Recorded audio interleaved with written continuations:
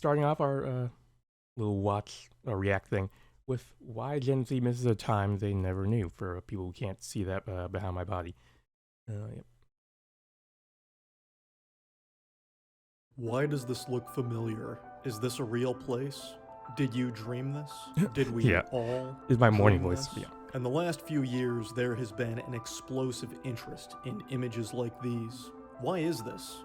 What are these images? And why are they as comforting as they are unnerving? We haven't been there, but these places feel hauntingly familiar. It's a memory we have, but it is a memory that is not ours. Anemoia is the nostalgia for a time one has never known. It is a powerful and strange emotion. For Gen Z, anemoia often manifests as a deep yearning for the late 20th century. Despite not having consciously lived through it, many feel a sense of loss for that era. This sensation is beyond just aesthetics and cultural trends. It touches on something existential. Looking in the rearview mirror of history, the late 80s and the 90s feel like a more optimistic time. The United States seemed to be at a cultural and economic high point. There was a collective sense that the future was bright and that humanity was progressing in a meaningful way. It's a cringe cliche to say life was better back in my day. I had a real childhood. But we're not even talking about childhoods. We're talking about something that precedes that. The romanticization of the decade before one's birth is common across generations. It's when the world feels magical before reality sets in. As someone born in the late 90s, I can most accurately speak for Gen Z. Those who have actually lived through the decades of the 80s and 90s may very well say that those who have never lived through these decades will put this era on a pedestal. The idea of the 80s and 90s offers a kind of imagined sanctuary before the algorithms started to shape our every thought. It's a vision of analog warmth, human connection, mall culture, and the final chapters of a linear reality. This is reflective of our obsession with images of liminal spaces. They evoke this sense of suspended time. They're not just eerie or dreamlike, they reflect a world on the cusp of fading. Liminal spaces capture a tension between memory, possibility, and loss. These are spaces like empty school hallways after hours, shopping malls in decline, dimly lit office corridors, vacant arcades, and hotels with endless carpeted hallways. They're not designed to be destinations, they're passages, places you pass through on the way to somewhere else. Yet when frozen in time, devoid of people, they feel strangely sacred. They become vessels for projection, a template for what once was and what could have been. What makes these spaces especially vivid for Gen Z is their layered familiarity. Many of these environments were not designed during their lifetime, but were still around during their formative years. A mall built in the late 80s, still operating in the early 2000s, carried the echoes of a different cultural energy. Even as children, Gen Z could sense they were experiencing the fading afterglow of something bigger, something Okay. I'm waiting for a good time to pause and step in, but I don't think that's probably not going to happen.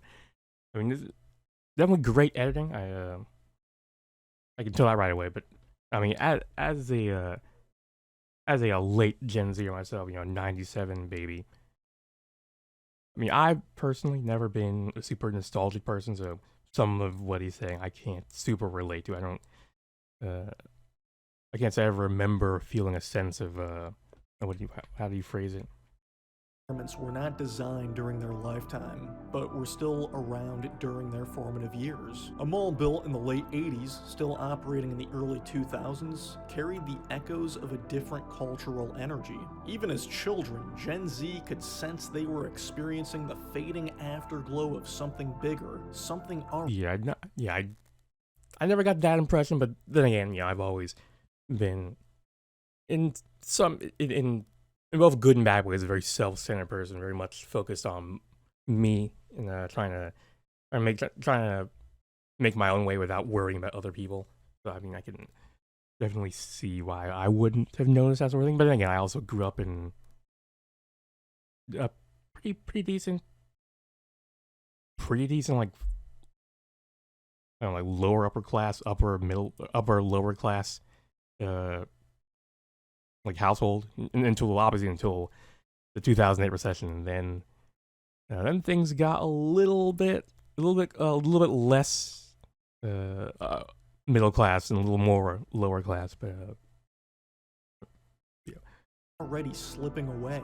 The food courts, the fluorescent lighting, the sun-bleached promotional posters, all of it felt like it belonged to an older world, one with different dreams. There is an inherited memory. These spaces evoke both personal nostalgia and cultural nostalgia. We sense that generations before us once found meaning, purpose, and joy in these spaces.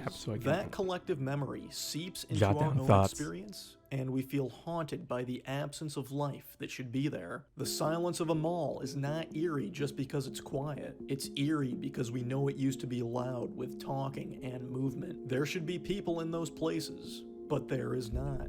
Gen Z grew up during the slow decay of these spaces. They watched the old world glitch, pixelate, and disappear. First in malls, then in media, then in human connection itself. What's left behind are these hollow corridors, still standing but directionless. They feel like a metaphor for growing up in a time of... Oh, hey, Tolonius. Yep. And Moonlight just released his latest chapter release, so good now. Yeah. In Richmond, yeah, stuck in middle lower class hell because parents didn't use a freaking condom. Damn. My condolences. But it seemed to... I mean, I won't speak too much for your life, but you seem to be enjoying yourself. So yeah, that's always the silver lining there, I guess. Of transition, where the promises of the past no longer apply and the future is undefined.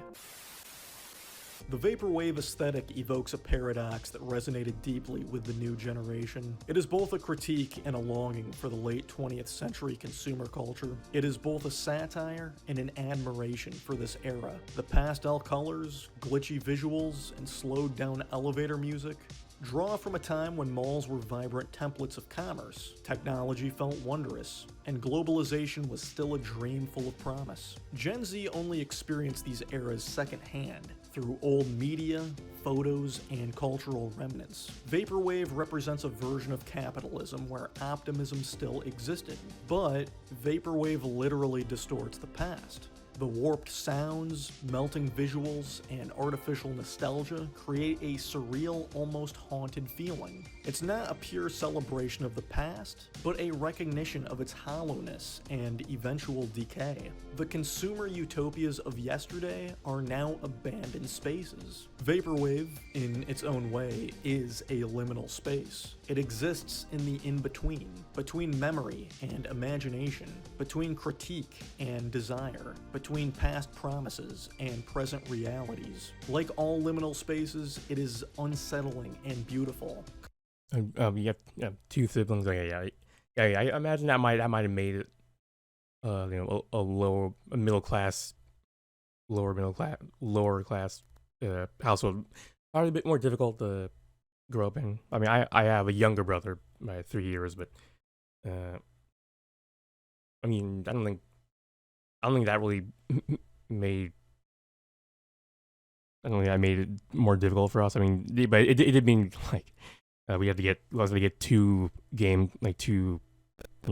Boys or two PSPs or something like that. But I mean, I guess the fact that my family, parents were able to buy those sorts of things kind of spoke to where we were financially, at least until 2008. Then, when that happened, it's a good thing the internet was around, because otherwise we would not have been able to afford really any entertainment other than, I guess, buying new games for the consoles that we already had. But then we wouldn't. It was only difficult getting new consoles. I remember how difficult it was to get a freaking Xbox 360. That was like a saving up sort of thing. We had to really save up our allowance and be very austere about it. Otherwise, it was not possible. But I don't know. I'm sure for people who live through actual poverty, that sounds very utopian. But when you're a kid, that's all you know. But comforting yet eerie. Vaporwave floats in a dreamlike suspension, inviting Gen Z to mourn what never fully was, while simultaneously questioning what could have been.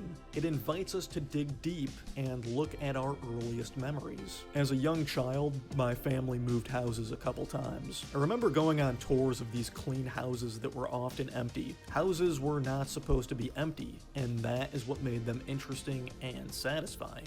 They were liminal spaces. I remember being amazed at these very clean, empty places. I scoped out where my room could be, and what life would be like in a new place and in a new community. The liminal space of these new houses represent potential. Life seemed exciting. When we're young, the world is still being written, and places like empty houses represent a world of possibilities. The emptiness was full of a sacred potential energy. For children, potential feels infinite. These empty homes were liminal spaces because they symbolized a transition in life, crazy a new potentiality, chapter, a new identity, a new set of routines. A lot less common in adulthood. I mean, I still feel it occasionally. I can tell it's fundamentally different from when you're a child and you really, really do not know what the limits and the, like, you know, what's plausible and implausible. Everything feels possible, for better or worse. You know, like that shadow at the end of the hallway could just as easily be a monster as it could just be a tree outside the window kind of thing. But and rituals. I wasn't just moving houses, I was moving selves. These experiences remind us of moments when the future felt full of promise. They stir up memories of times when life was unfolding, when the next step was unknown yet thrilling. And for children, those moments root deeply in the psyche. They become part of your programming. Technology in the late 1990s and early 2000s was making a lot of noise. It whirred, it clicked, it loaded. It was physical and imperfect and full of wonder. It had character. Instead of scrolling endlessly, you simply waited. In the waiting, there was a sense that something new was being born. Something was loading in both the machine and in the world. For Gen Z, coming of age during this era meant watching technology grow with them. Gadgets were something external to us. They were portals. The internet wasn't yet a mirror reflecting ourselves back and filtering. You thought the chemtrails were a meteorite? Yep. I've talked about this before on my partner channel, I guess, with Red Alexander from Chaos Square. But yeah, when I was a kid, I would see like the condensation trails of airplanes, and after having just watched a Nat Geo documentary about what would happen if a meteor struck the Earth, I was like, oh my god.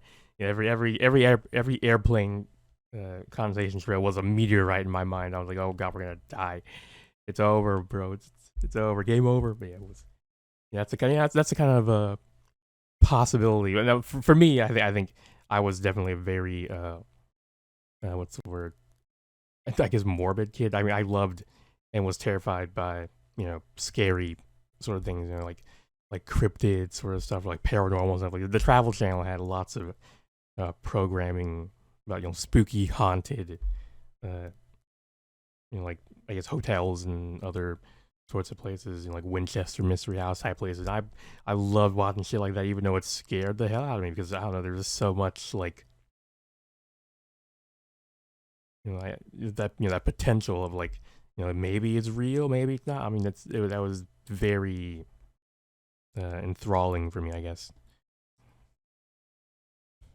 Filtered fragments. It was a frontier. Every glowing screen felt like a door to a bigger world. There was magic in the machine. The future still had an aesthetic. Websites were cluttered but colorful. Interfaces had soul. There were error sounds, loading animations, clip art mascots, and startup jingles. Technology was quirky. It was human in its limitations, but it felt inviting. not invasive. This aligns with Gen Z's earliest identity, children full of curiosity and promise, growing with a world still optimistic about what tech could do. Both the youth and the digital world around them were full of potential, unscripted, and not yet optimized or monetized. You did not have to be useful online, you could just explore. As this generation grew older, so did technology. The change may have only appeared to get better. The devices got sleeker, but the culture grew harsher. The interfaces got smarter, but the human experience started to feel dumber. The internet stopped being a world and became a feed. That magic gave way to metrics. Eventually, we weren't using technology. The technology was using us. Maybe this is why so many people in Gen Z feel a nostalgia for an old operating system, because they feel nostalgia for an old sense of self. A self that still believed. A self that saw technology not as surveillance, but as opportunity. Not as artificial intelligence, but as authentic wonder. Though we live in a time of unprecedented technological power, many people seem to understand less about how it actually works. What was once a tool to be tinkered with has now become a seamless black box service. I know this all sounds like those baby boomer cringe and cliche phone bad memes, but this is exactly the reason those memes exist. This is exactly the reason people use technology to ironically create and distribute content on how technology is bad. But it's not. I mean, to be fair, I often feel like that's kind of scapegoating the actual issues, by how to phrase it. I'm oftentimes asking myself, are people saying these things because it's in fashion to say, or because it's like, actually the truth? And I mean, there's a part of me that's, while I'm watching this video, I'm like, this guy seems to do a lot of stream of consciousness and like style stuff. I'm sure, if you already relate to and you believe in what he's saying, his video must seem very compelling and riveting. But someone who doesn't relate to a lot of stuff, I've never been a very nostalgic person. I'm still kind of like waiting for like the actual point, I guess you could say. But for him to like, what's the word? For him to like really like explore and like sort of substantiate his thesis. Like, honestly, I like, if I had to summarize what the video is about, it just seems to be about what's the word? Like,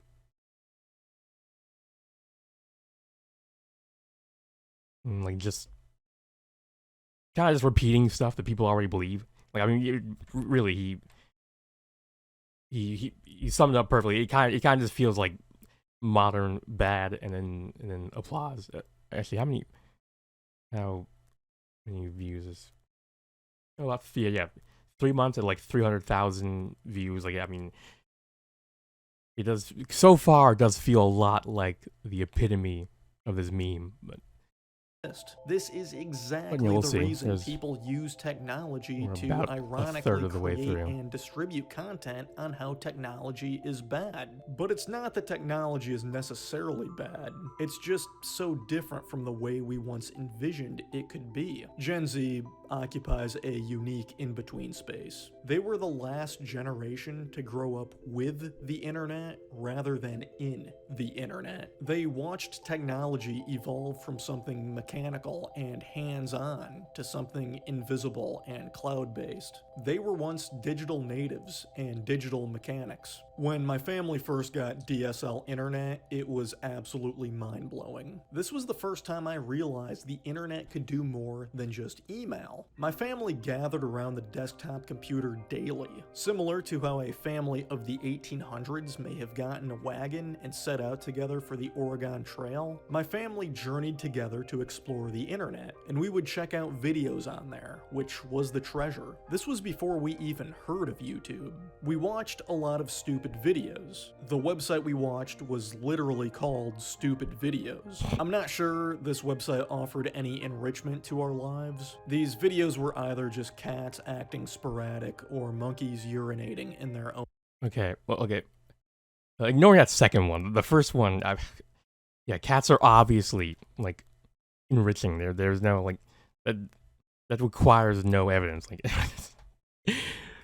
own mouths. However, we did pull the couch up to the desktop computer, and the couch did stay there. The television had been replaced. We knew this was not the same internet of the 90s. We knew technology would never be the same. This is something Gen Alpha never experienced. Gen Alpha is growing up in this sealed-off ecosystem through smartphones, tablets, and AI assistants. It's designed to feel like magic instead of machines. Apps are interfaces, not tools. Cloud storage replaces file management. Updates happen silently in the background. As a result, many of them don't see technology as something to understand. They see technology as something to use, because that's what technology offers them.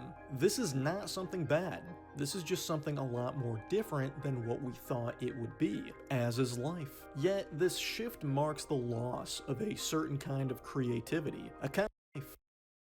This is just something that's what technology offers. As a result, many of them don't see technology as something to understand. They see technology as something to use, because that's what technology offers them.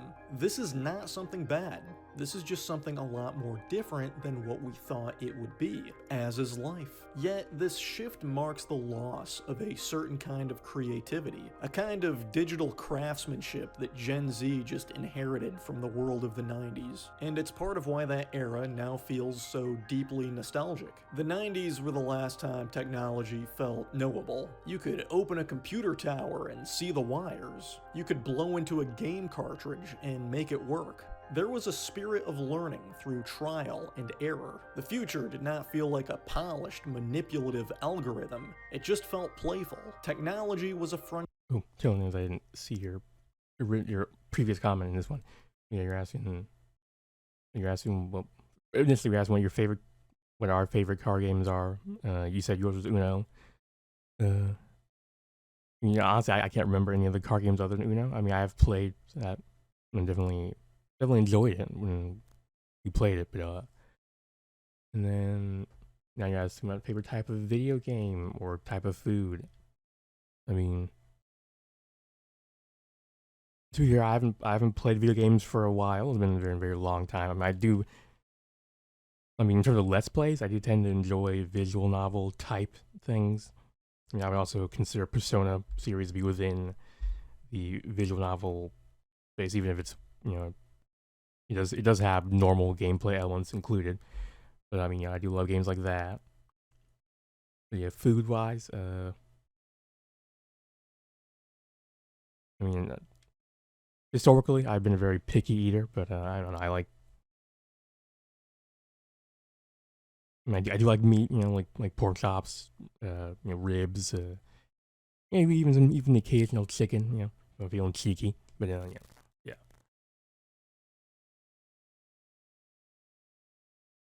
Frontier that always invited you to create. That's part of why so many romanticize this time. It was a moment when humanity and technology felt like they were learning together. The nostalgia was for a time where you could understand the world that was being built around you, and believe you had a role in building it too. Entertainment of the late 20th century almost feels bigger today than it felt back then. The fascination with the sitcoms of this time is more than just jokes and characters. It's about the world they offered, a world that now feels impossibly distant. When we watch these shows, we're stepping into a parallel universe where adulthood looked attainable, community was built into everyday life, and problems could be resolved in 22 minutes. There's a deeply comforting simplicity in that. The storylines were rarely heavy. The characters were endearingly flawed. Conflict never spiraled into chaos. It was digestible and silly, and always wrapped up neatly with jokes and morals. These shows did not demand cynicism from their viewers. They offered warmth, rhythm, and routine. Life was chaotic outside the screen, but sitcoms gave us structure. A living room, a diner, an oversized apartment, a workplace where everyone somehow got along. They gave us hope. Part of the fascination lies in what these shows implied about the world. It was possible to have independence, stability, and a close friend group without constant burnout. In the shows Friends and Seinfeld, young adults lived in spacious New York City apartments while working entry-level or inconsistent jobs. This setup was often mocked as unrealistic, yet it reflected a version of 1990s idealism rooted in possibility. Ooh, Subnautica is one of your favorite games of all time, Richmond.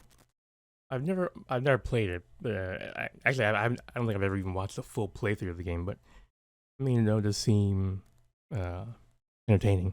Yeah. Even if exaggerated, the notion that you could move to a big city, chase your dreams, and still afford rent spoke to a time when upward mobility and personal freedom felt within reach. These shows embodied the optimism of the era. The belief that independence, friendship, and self-discovery were not only desirable, but economically feasible. Today, that same setup feels like a fantasy. In The Simpsons, Homer's ability to support a family of 5 on a single income with only a high school diploma reflects a bygone era of economic stability and upward mobility for the American working class. While exaggerated for comedy, the show tapped into a very real 1990s idealism, where a simple, middle-class life was seen as attainable and secure. The series functioned as both a satire and a time capsule, parodying suburban life while simultaneously capturing its core. I should play it. Maybe I will. Now that I'm doing a content Andy, maybe I'll add gameplay to the pipeline. I don't know.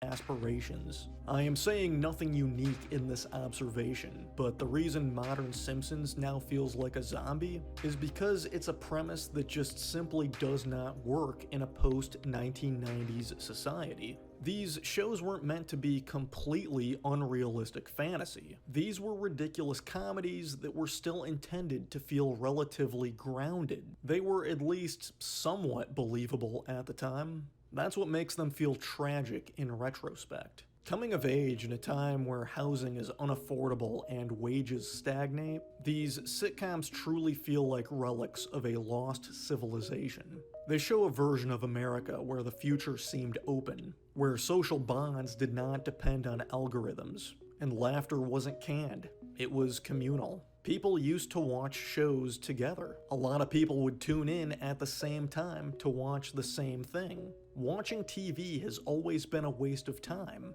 but we used to waste time together. The laugh track itself is symbolic. Today it is outdated and artificial, but back then it reinforced the idea of togetherness. It told you, you're not alone.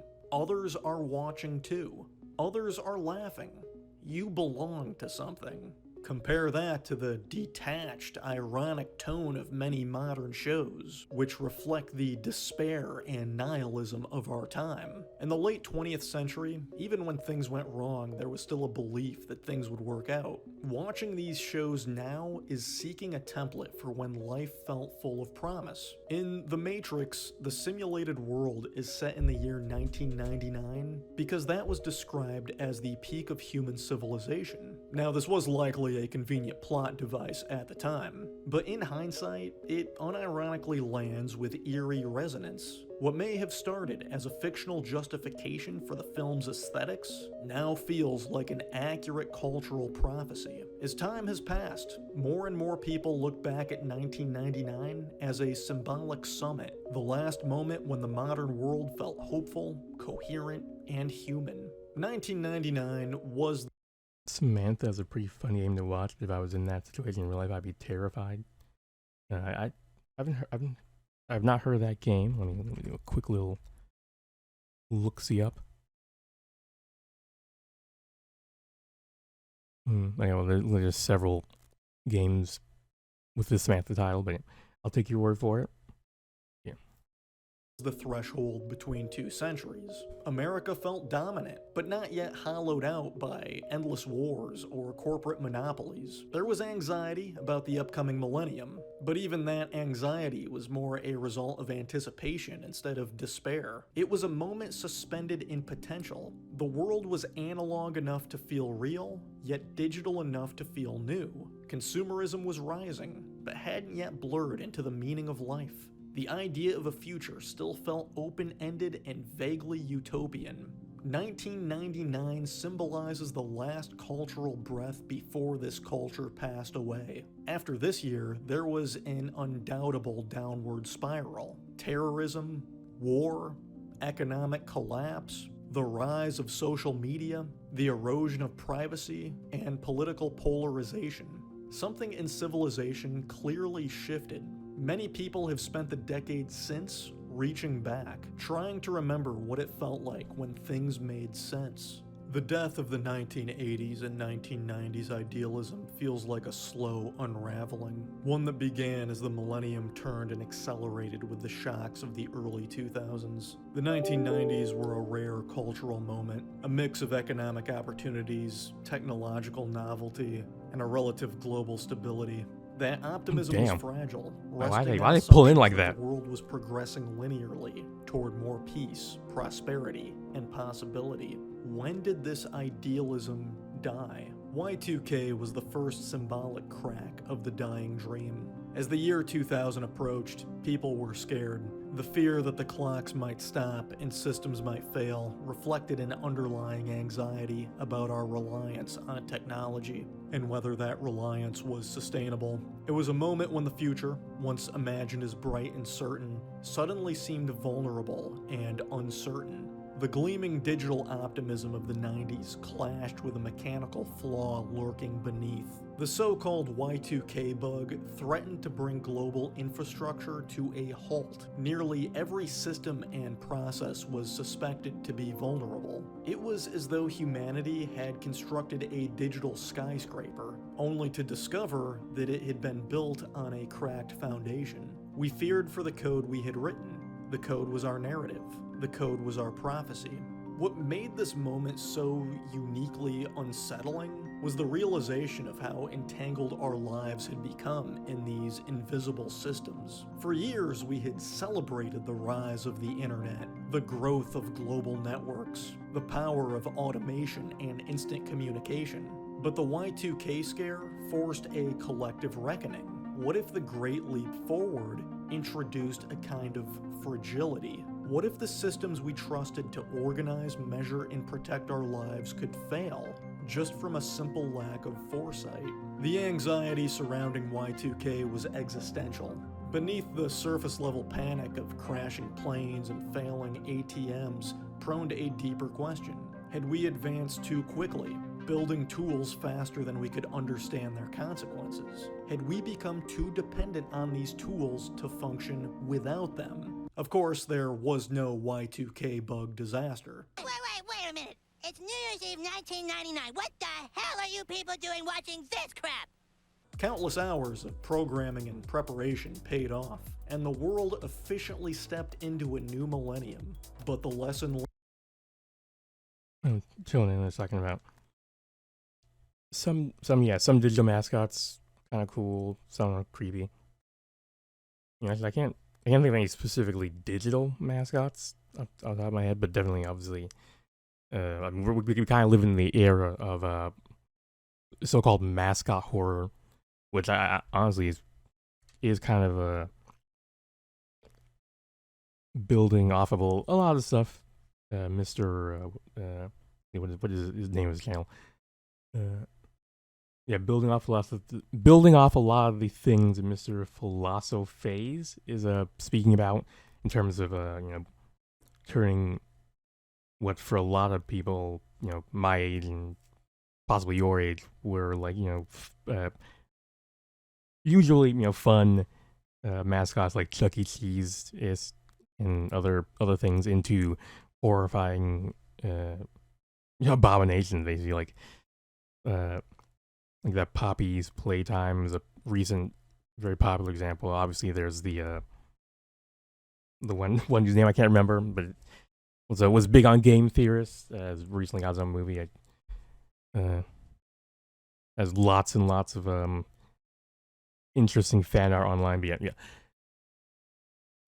I mean, yeah, they have those mascots, or rather mascots in general. They do kind of have similar, they occupy kind of similar spaces. Things like clowns, uncannily realistic dolls, where for some reason, adults think kids like those things. A lot of kids do, but some kids also hate them, and that playing on that fear, especially once we become adults, is definitely incredibly popular. Lingered. Y2K was a reminder. We realized the future was something we had to build carefully, with caution and responsibility. So maybe the idealism died shortly after. September 11th, 2001 delivered the seismic rupture, a violent, unmistakable shattering of the era's optimism. It wasn't just the scale of the attacks or the tragedy they brought, it was what they symbolized. The sense of invincibility, the belief in unshakable. Now I will I guess say that even though I was like 4 years old when it happened, I do not remember 9/11 at all. I'm not sure if that's just because I was shielded from it, or if I just was, or if that self-centeredness I mentioned earlier was so strong. Even back then, I was like, yeah, that's got nothing to do with me. It's happening on the TV on the other side of the country. Even but yeah, I don't have that experience of living in a world before 9/11 and living in a world after. Living in a world after it. From my point of view, it's always been like this. So maybe that explains some of my feelings that I've mentioned and will be getting into at the end of the video. But yeah, as you went to you went to Chuck E. Cheese's once. The place was pretty fun, except I found the mascots to be pretty creepy after hearing one voice line from the animatronics. He never went back. Yeah. We went there pretty often since it was close enough. Where we lived, it was easy to stop by there on like a grocery run or something like that. But yeah, I was one of the kids. I never really found them to be creepy. I just thought they were fun animatronic toys. Sometimes they were, what's the word? Man puppets. I think that's the word, where they were puppeted by a person in them. So I had a birthday there, so I don't know. I'm not one of those people who relates to, at least as a kid, seeing mascots is inherently terrifying. Yeah. The assumption that the United States was the moral and cultural beacon. These were all thrown into question in a single morning. In the smoke and ashes of the Twin Towers, something else fell. The illusion of stability. The American dream, which was already fraying at the edges, now felt haunted by vulnerability. The idea that liberal democracy and global capitalism would inevitably lead to peace and prosperity suddenly came into question. The playfulness and consumerist excess of the 90s gave way to a new era of fear, suspicion, and moral ambiguity. This era forced us to face uncomfortable questions. What have we become? What does freedom truly mean? In hindsight, the 90s kind of feel like the last gasp of cultural innocence. A time when the internet still felt like a playground, when globalization was sold as a solution, and the future still sparkled with promise. But after 9/11, the shine dimmed. Security replaced openness. Certainty gave way to confusion. Even the line between good and evil became blurry. If Y2K was the crack, 9/11 was the shattering. And from that point on, we were no longer living in the future we thought would happen. For Gen Z, this feels like a loss that was inherited rather than experienced. They miss the unfiltered hope of the 80s and 90s, the belief in endless progress, in technology as a benevolent force, in a world where economic security was guaranteed for many. Instead, they grew up in a world shaped by the aftermath. Endless wars, the 2008 financial crash, the rise of social media, the societal response to the pandemic, etc. This created a sense of missing out on something that felt bigger than nostalgia. It was about missing the cultural moment when the future seemed truly open, where adulthood was a path paved with possibility. It's called the American Dream because you have to be asleep to believe it. George Carlin. Gen Z's longing for the late 20th century is a longing for a world where optimism was the default mode, where people could believe in institutions, communities, and a better tomorrow. They weren't wrong to feel like they missed out, because that version of the world objectively is gone, and subjectively replaced sometimes by complexity, buying ambiguity, and sometimes buying a carton of milk and a loaf of bread does feel like a financially irresponsible decision, but yeah. Certainty. And it doesn't end there. Future generations will idealize and romanticize this current time we're living in right now.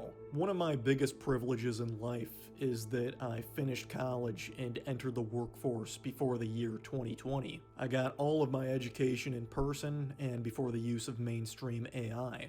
The year 2020 will not be remembered as a crisis of physical health. It will be remembered as a global psychic fracture. Life reshaped. The way we work, the way we learn, the way we socialize, all of it was disrupted, and much of it was never fully rebuilt. The collective sense of momentum that guided earlier generations was destroyed. Remote work and remote school may have offered convenience, but they also stripped away presence, ritual, and belonging. The year 2020 was a major cultural shift that seemed to zombify a lot of people. Though a lot of things reverted back to normal, it seems some people got trapped in the year 2020. They are still living in it, and they will never leave it. It's as if the pandemic froze development, curiosity, and initiative. This year had irreversible damage to children, and I fully cannot grasp the weight of this. So many children started school on Zoom. So many children were babysat by tablets. Because of that, this next generation will feel a yearning for a time they never knew. The time of Gen Z. Those who had childhoods in a pre-2020 world. They'll scroll through archived TikToks, watch YouTube vlogs from 2016, see photos of events packed with people socializing, and they'll ask themselves, what did it feel like to grow up then? This will be their anemoia. They will long for what our world represented. Some level of established connection, normalcy, shared physical space. Even the chaos and noise of pre-2020 life will feel like warmth compared to the sterile, algorithmic sanitarium they know. Anemoia isn't just a gaze into the past, it's a commentary on the present. When reality feels unstable, disconnected, or hollow, we project our yearning onto the imagined stability of back then. If every generation is doomed to mourn the last one's vitality, maybe it's time to start recognizing the sacredness of the present while it's happening. We seem to never truly understand what we have before it's too late. And so, it is a privilege to have the read your head now. to look at that time Thank you for stopping by. remember it, honor it, and carry its humanity into whatever future comes next.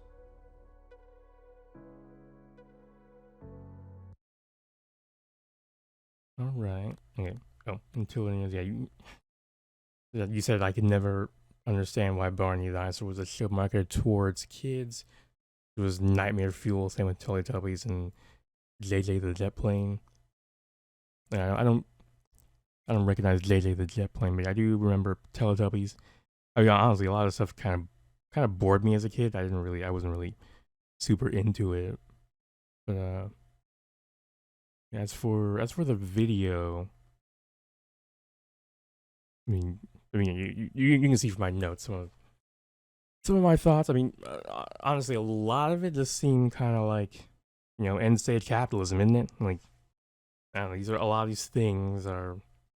I mean, part of it, I question here, like, are some of these, like, is this reflection of like real larger societal issues, or are these just the feelings that all generations have as they grow up and stop being children and lose their innocence and have to start being responsible for taking care of not only themselves but kind of like the world around them, because we're no longer kids anymore. We don't have the adults in our life taking on all that work for us. Now we have to also participate in that sort of thing. And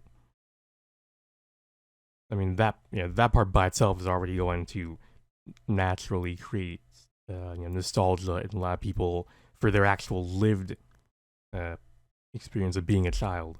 Then on top of that, then we have the actual societal, the actual societal changes of late stage capitalism causing people to not be able to take care of themselves and their environment because we don't have the resources. We don't have like the money and wealth. I mean, the joke about freaking bread and a carton of milk being financially, like you gotta file bankruptcy now after that.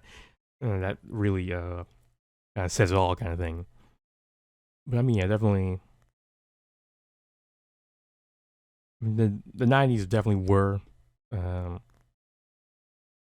mean, even if I personally consider the nostalgia a lot of people have for it to be, overblown and kind of just kind of delusional almost. I mean, we had the freaking I think political scientist Fukuyama talking about how in the wake of the collapse of the Soviet Union, that we were now at essentially the end of history in the sense that everything interesting, it kind of already happened. Like capitalism won, communism lost, and now it was just now it's kind of just a happily ever after, and there would never be anything like the rest of history. The rest of history would just be trivia essentially. And it's like, people rack on a guy for their misunderstood interpretation of what he said, what he was saying. But I mean, even the correct interpretation of his end of history is still kind of worthy of ridicule, because like, I mean, despite what Mr. Philosophase was saying, where like it felt where everything was all warm and fuzzies, and I mean, like I think for a lot of people who were, like for a lot of people who weren't Westerners, for example, or who weren't part of the, I'll say for a lot of people who weren't white, it was, even the 90s were not great. I mean, they were better. I mean, like I won't pretend like the Civil Rights Act happening in the 60s and the sort of kicking off several decades of social progress and equality. I won't pretend that didn't improve people's lives, but I mean, there were still things like the Rodney King beating that resulted in quite a few riots. Like not. I mean, I don't know how it compared to the George Floyd protest that happened in 2020, which Mr. Philosophase did not mention. I mean, maybe he showed footage from that time. I don't remember everything that I saw in that last segment about the dream. But I mean, when I see things like, when I hear things like this, I'm always thinking like, okay, I mean, like, was it? I mean. Was it really great for everyone, or was it just great for you? Kind of thing. Like how do you know the difference between that? And I mean, he never really interrogated that aspect of all this. Like he kind of just took it for granted that these feelings were either valid or universal, and it's like, no, they're not. They're definitely not universal, and whether they're valid or not is something worthy of discussion.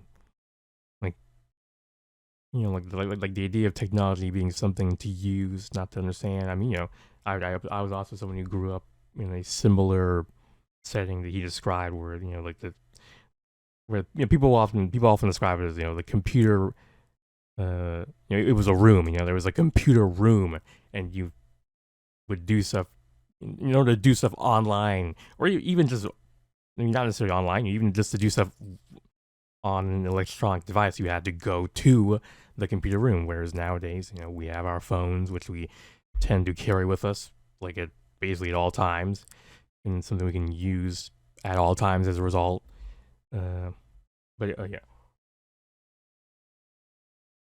getting to my personal experience, I definitely remember, tinkering and fiddling with computers, taking them apart, putting them back together, because it was the family computer. So if you're gonna take it apart, you gotta put it back together. Otherwise, mom and dad, who are actually using it for stuff, they're gonna be pissed. But I mean, I don't know. Like for me, while I did just describe something that sounds a lot like understanding the computer, right? It was partly partly a natural child curiosity. I was treating, for me, I was definitely relating to technology and the computer as more something to use. Because I mean, I mentioned before that I was, writing from a very young age, and I mean, I was using the computer mostly to write. I was using Word, Microsoft Word primarily. So, I mean, that definitely for me it was ultimately a thing to use. Maybe I'm being a little too contrarian. I mean, that is a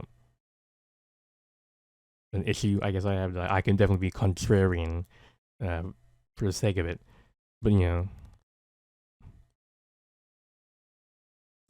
ultimately he touches on a lot of things that people have gone into, like things like the atomization of the individual, like the erosion of third spaces in the form of like malls and like the little like libraries that just libraries.